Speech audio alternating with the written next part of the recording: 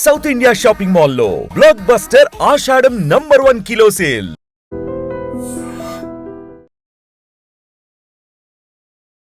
నమస్కారం, welcome to I dream. ధర్మ మార్గం విత్ విజిత కార్యక్రమానికి స్వాగతం.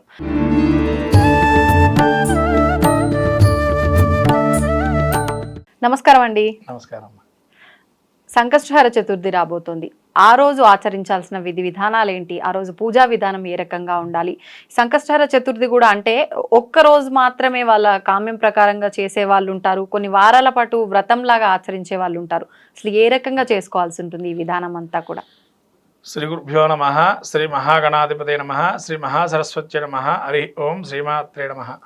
ముఖ్యంగా మనకు రాబోయే సంకష్టహర చతుర్థి సోమవారం ధనిష్ట శతభిష నక్షత్రాదుల్లో వచ్చింది. ఈ నక్షత్రాదుల్లో ముఖ్యంగా రావటం వల్ల ఎవరికైతే కూడా ఈ రుణానికి సంబంధించి ఇబ్బంది పడుతున్నారో, లేకపోతేనా వివాహానికి సంబంధించి ఏదైతే ఇబ్బందిగా ఉంటున్నాయో వాళ్ళకి చాలా ఉపయుక్తంగా చెప్పబడింది.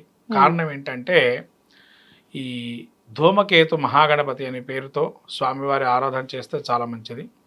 ఈ ధూమకేతు అంటే ముఖ్యంగా చెప్పాలంటే మనకు మొన్న జరిగినటువంటి ఈ సంక్రమణాదుల్లో రాహుకేతుల మార్పులు జరిగినప్పుడు ఏదైతే ఉందో వీటితో బాధపడే వాటి ఎవరైతే ఉన్నారో ఈ సంకష్టహర చతుర్థి చాలా ముఖ్యమైనది వాళ్ళకి.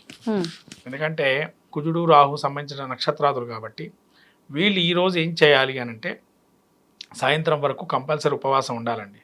మేము ఉపవాసం ఉండలేమంటే పనికిరాదు, ఖచ్చితంగా ఉండాల్సిందే. అంటే ఏ రకమైన ఉపవాసం? కొంతమంది అసలు కంప్లీట్ మంచినీళ్ళు కూడా తాగకుండా చేస్తుంటారు, కొంతమంది పాలు పలహారాలు తీసుకొని చేస్తూ ఉంటారు. ఇది ఏ రకంగా చేయాలి? ఇప్పుడు ఇది ఇంకో విషయం ఏంటంటే ఇక్కడ ఆరోగ్యకరంగా ఉండేటువంటి వారికి అసలు ఏం తీసుకోకుంటే మంచిది కాదు అనుకునేటువంటి ఫలాలు మాత్రం తీసుకోవచ్చు. ఏదైనా ఒక పండు తీసుకోవచ్చు, పండు తినకుండా మరీ అంత ఇబ్బంది పెట్టకూడదు ఆత్మని కూడా. కాబట్టి ఫలం తీసుకోవచ్చు, దానిలో ఎటువంటి సందేహం లేదు. పండ్లు పాలు, ఎందుకంటే మనం అనుకుంటాం ఆత్మలో కూడా పరబ్రహ్మ స్వరూపమే చూడాలని చెప్పి అన్నది భాగవతం కూడా. కాబట్టి ఆత్మస్వరూపానికి ఏదైనా మనం ఫలం లాంటి ద్రవ పదార్థాలు ఇవ్వాలి. మనం ఏం చేస్తామంటే మనం ఎట్లాగో సాయంకాలం పూజ చేసేది ఉంటది ఆ రోజు కాబట్టి శరీరం నిలబడి ఓపికగా పూజ చేసుకునే స్తోమత ఉండే రకంగా. మరి అంతే కదమ్మా, శక్తి లేకపోతే అప్పుడే కింద పడిపోతాం, ఎంబడే కళ్ళు తిరిగి. అంతే, సాయంత్రం అయ్యేటప్పటికే కళ్ళు తిరుగుతాం, ఇక పూజ ఏ ఉండదు. ఈ ఫస్ట్ తినాలి అని అంటే అప్పుడు ఆ యొక్క హడావుడిలో పూజ కూడా సగమే అయిపోతుంది.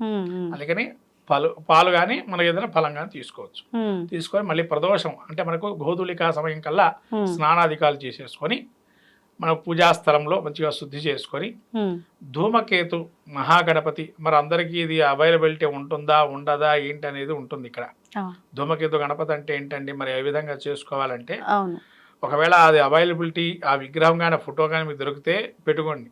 ఒకవేళ అది ఏమీ లేదు దొరకలేదంటే ఇంట్లో వినాయకుడికే శుభ్రంగా హాయిగా దానికి ఏం చేస్తారంటే మట్టిని కాళ్ళకి, వినాయకుడి కాళ్ళ దగ్గర మట్టిని పెట్టండి. అంటే ధూమకేతం అంటే ముఖ్యంగా మట్టిని పెట్టడం వల్ల ఆలస్యం ఏంటంటే పృథ్వీ తత్వం అని చెప్పి అంటాం కదా గణపతికి. అలా పృథ్వీ ఆ మట్టిని కనుక పెట్టేసి అది పుట్టమన్న అయితే మరీ మంచిది. ఆ స్వామివారి కాళ్ళ కింద పెట్టి ఆ పుట్టమన్నే మనము సుబ్రహ్మణ్య స్వామి స్వరూపంగా గణపతి స్వరూపంగా ఆరాధన చేసి ఆరాధనా క్రమం అంత అయిన తర్వాత దాన్ని మనం తీసి పొట్టు పెట్టుకోవచ్చు. అలా మనకు ఏదైనా కానీ మీరు అన్నట్టు వివాహ సంబంధమైన దోషాలు కావచ్చు, తర్వాత ఏదైనా పని మొదలుపెట్టినా లేదా ఈ రాహుకేతు సంబంధించిన దోషాలు కావచ్చు నివృత్తి అవుతాయి.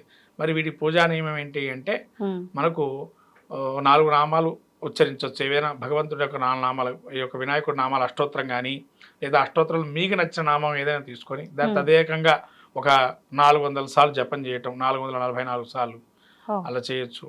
తర్వాత అది కాదనుకుంటే కనుక ఓం గంగణపతే నమః లేదా శూర్పకర్ణాయ నమః, పాలచంద్రాయ నమః, గజాననాయ నమః, లంబోదరాయ నమః ఇటువంటి వినాయకుడి ఈ యొక్క నామాలు స్మరిస్తే కనుక గణేశ పురాణం స్కంద పురాణం తెలపబడే విశేషంగా ఈ గణపతి ఆరాధన చేస్తే చాలా మంచి ఫలితాలు ఉంటాయని చెప్పి. తర్వాత రుణహర గణేశ స్తుతి అనుకుంటు ఉంటుంది.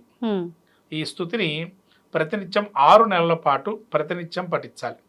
ఇలా పఠిస్తే కనుక లక్ష్మీదేవి అనుగ్రహం కాకుండా మీకు అప్పు పుట్టే అవకాశం కూడా ఉంటుంది. కొంతమంది అప్పు చేస్తుంటారు, డబ్బులు పుట్టం. అవును, మరి అప్పు పుట్టాలన్నా డబ్బు పుట్టాలన్నా మీకేముందని అడుగుతూ ఉంటారు ఫస్ట్. మరి అది పుట్టాలన్నా కూడా దానికి ఏదో ఒక ఆధారం ఉండాలి.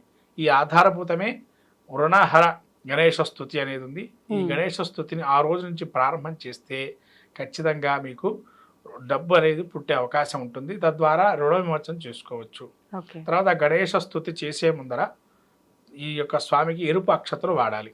ఎరుపు అంటే కుంకుమతో కుంకుమతో చేసినటువంటి అక్షతలు, నెయ్యితో కలుపుకొని కుంకుమ అక్షతలు. గణపతి పూజ వచ్చిన వాళ్ళైతే సంకల్పం అంతా విధానంగా ఉంటుంది, ఆ సంకల్ప విధానంగా చేసుకోవచ్చు. మరి ఏ సంకల్పాలు రాని వాళ్ళ పరిస్థితి ఏంటి అంటే శుభ్రంగా గ్లాసు నీళ్ళల్లో మనం ఉంగరపు వేలు ముంచి 3 సార్లు ఆ కళ్ళను దుకొని నేత్రాచమనంగా చేసుకొని కళ్ళు తుడుచుకొని స్వామికి భగవంతుడికి గణపతి ప్రార్థనతో మొదలుపెట్టండి. శుక్లాంబరదనం చెబుతారా, లేదా మీకు ఇంకా ఏమైనా శ్లోకాలు వస్తాయో చెప్పుకొని మొదలు పెట్టుకోవడం చేయండి. చేసిన తర్వాత స్వామివారికి గంధము, ధూపము, దీపము, తర్వాత నైవేద్యము. తర్వాత ఈ నైవేద్యంలో మరి ఏం వాడాలండి ఇక్కడ అంటే నువ్వులు బెల్లము కలిపి దంచేసేసి దాన్ని నైవేద్యంగా పెట్టచ్చు.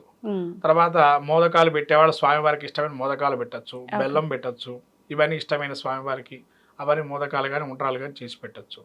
అయితే కొంతమంది ఈ మధ్యకాలంలో ఏంటున్నారంటే గణపతికి పెట్టిందే తినేసి ఇంకా మళ్ళీ భోజనం చేయకూడదు కదా అని చెప్పి నియమం కూడా పెట్టారు. అవును, వాస్తవమా? అదైతే వాస్తవమైన విషయమే. ఎందుకంటే గణపతికి పెట్టిందే మనం భుజించాలి, అంతే తప్ప అన్నం అనేది తీసుకోకూడదు ఆ రోజు.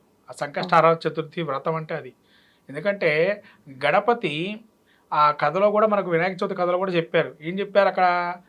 గణపతిని చూసి చంద్రుడు నవ్వితే కదా ఈ యొక్క వ్రతం వచ్చింది. అసలు ప్రధానంగా వచ్చింది అది. దానికి సంకష్టహార చతుర్థి వ్రతం వచ్చింది. ఆ వ్రతం రావటానికి ఒక మీరు అన్నట్టుగా పురాణ కథ ఒకడున్నా కానీ మనకు కలిసి మనకు కనబడే కథ ఇది. మన కనబడిన కథను మనం ప్రత్యేకంగా తీసుకోవాలి. పురాణ కథలు కొంతమంది విన్నారు, కొంతమంది వినరు. ఇదైతే మనకు కనబడే కథ కాబట్టి ఆ లంబోదర స్వరూపాన్ని ఏదైతే చూసి ఆ చంద్రుడు నవ్వడానికి గల కారణం కాబట్టి ఎవరైతే ఏకభక్తంగా ఉండి ఆ రోజు నియమబద్ధంగా చేసి మర్నాడు మళ్ళీ ఆ స్వామిని యథాస్థానం ప్రతిష్టాపయామని ఆ రోజే చేయకుండా మర్నాడు చేసి ఎంబటే స్వామివారికి నైవేద్యంగా అన్న నైవేద్యం పెట్టి అది భోజనం చేయాలి. ఇలా చేసినట్లయితే ఖచ్చితంగా గణపతి అనుగ్రహం కలుగుతుంది.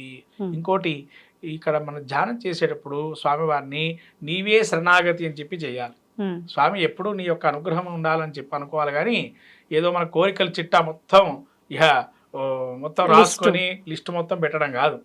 ఏదో స్వామి నీ అనుగ్రహం నాకు కావాలి, నీ పాదాల శరణ్యం అని చెప్పి ధ్యానం చేస్తే ఖచ్చితంగా ఆ భగవంతుడి అనుగ్రహం కలుగుతుంది. అది మనం చేయాల్సిన పద్ధతి, క్రమం. అంతే. లాభాపేక్ష లేకుండా ఏదైతే ఆరాధన చేస్తామో దాన్నే అనుగ్రహిస్తాడు దేవీ దేవతలు. అది మనం ప్రత్యేకంగా తెలుసుకోవాల్సిన విషయం. పరబ్రహ్మ స్వరూపము దాన్నే చూస్తారు, కానీ మీరు లాభాపేక్ష అయితూ చేస్తే మాత్రం ఇంకా అది వేరే విధానంగా రొటేషన్ అయి పాపం మాత్రం పోకుండా ఉంటుందని భాగవతంలో చెప్పబడింది. ఇది నేను చెప్పిన స్టోరీ కూడా కాదమ్మా, భాగవతంలో చెప్పారు. ఎవరైతే ఆచరించే వ్రతాది నియమాదుల్లో ఏదైతే ఉంటాయో కించిత్ గాని నియమాలు తప్పి చేసినట్టయితే అది పాపభూయిష్టమై మళ్ళీ ఆ పాపం అట్లానే ఉంటుంది. ఈ పాపం ఎలా తొలగిపోతుందని మరి దానికి కూడా అక్కడే చెప్పారు, పరిష్కారం కూడా చెప్పారు ఆయన. భాగవతంలో శుక మహర్షి దాని పరిష్కారం కూడా చెప్పాడు ఆయన. ఏ విధంగా చెప్పాడు శుక మహర్షి అంటే, ఎప్పుడైతే ఈ పాపాలు ఎలా తొలగిపోతాయండి అంటే ఎవరైతే నిత్య ధ్యానం చేస్తూ లాభాపేక్షకుండా ధ్యానిస్తాడో భగవంతుణ్ణి వారికి ఎటువంటి పాపం చుట్టుకోదన్నాడు. అంటే అక్కడ ఏంటంటే లాభాపేక్ష లేకుండా చేయమన్నాడు ధ్యానాన్ని కూడా. అంటే భగవత్ వ్రతాలు కూడా మనం ఏది కూడా లాభంతో చేయకూడదు. అంటే మనం ఒక కోరిక కోరుకుంటున్నాం అంటే ఇంకా అది ఫలించాలి అంటే లాభం కోసం చేస్తున్నట్టేగా. కామ్యాలు, ప్రత్యేకమైన కామ్యాలు కొన్ని ఉంటాయి. మీరు అన్నట్టుగా భగవంతుడు ప్రీతి కొంతమంది చేస్తారు. అంటే వానప్రస్థాశ్రమం ఉంటుంది. వానప్రస్థాశ్రమము గృహస్థాశ్రమం స్వీకారం చేసినప్పుడు సంతానం కోసం చేస్తే మీరంటూ కామ్యమే. ఎప్పుడైతే గృహస్థాశ్రమ స్వీకారం అన్నీ ఉన్నాయి మన దగ్గర, అయినా మనం కోరుకుంటూ ఉంటాం, ఇంకా నాకు అది కావాలా ఇది కావాలనో ఇంకోటి కావాలని కోరుకుంటాం. అటువంటి కోరికలు చేయకూడదు అని అంటారు. ఎప్పుడైనా కానీ అటువంటి కోరికలు చేయకూడదు. ఏదైనా కానీ ఆశ్రమబద్ధంగా నియమంగా అన్నీ ఉన్న తర్వాత కూడా మనం కోరుకోవడం ఉంటుంది, అది కరెక్ట్ కాదని అర్థం అక్కడ. అంతేగాని కామ్యాలకు చేసుకోవచ్చు. కానీ ఏంటంటే కామ్యం అయిపోయి అన్నీ ఉన్నా సమకూరినా కూడా మళ్ళీ మళ్ళీ మనకు కావాలనుకోవడం అది కరెక్ట్ కాదు. అది వ్రతాదు నియమాదుల్లో ఆచరించాల్సిన విషయాలు. ఈ విధంగా సంకష్టహార చతుర్థి ధూమకేత మహాగణపతిగా ఆరాధన చేస్తే మంచి ఫలితాలు ఉంటాయి. ముఖ్యంగా కుజ రాహు సంబంధమైన కేతులు సంబంధమైన ఏవైతే ఉంటాయో గ్రహస్థితులు వాటి తొలగిపోయి మంచి ఫలితాలు ఉంటాయి. ధన్యవాదాలండి. తవ్వుతున్న శివలింగం సరే దాన్ని అట్లా కప్పేసేయండి, చూపించదండి. Krishna is there. మూర్తి పూజ కాదు, సాక్షాత్ బ్రజేంద్ర నందన భగవాన్ ఉన్నారు మూర్తిలో. ఏమీ ఆశించకుండా ఆరాధించే వాళ్ళు కూడా ఉన్నారా ప్రభుజీ? నిజమైన భక్తి అంటే మనకు తెలియదు కాబట్టి